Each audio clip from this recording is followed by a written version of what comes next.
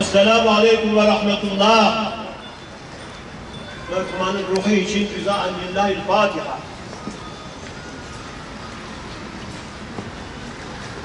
İslam dünyasının önemli ve öncü şahsiyetlerinden İhvan-ı Müslümin'in Rehberlik Konseyi Başkanı Muhammed Mehdi Akif dün kaldırıldığı hastanede Hakk'a yürümüştür.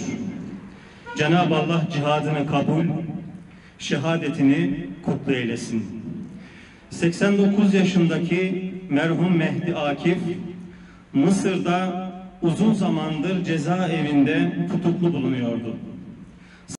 Merhum şehit Hasan el-Benna'nın cenaze namazında olduğu gibi, Mehdi Akif'in cenaze namazına da halkın katılmasına müsaade edilmedi. Ve defin işlemi sadece aile bireyleri tarafından gerçekleştirildi. Buna karşın İslam coğrafyasının dört bir yanında bugün burada olduğu gibi merhum Mehdi Akif'in gıyabi cenaze namazı kılınmaktadır.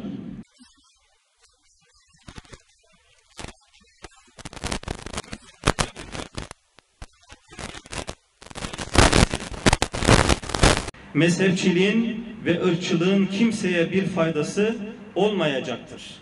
Allahümme inneke afuvun tuhibbul affa fa'fu anna ya kerim ya hafiyyel eltaf neccina mimma nekhaf birahmetike ya erhamer rahimin.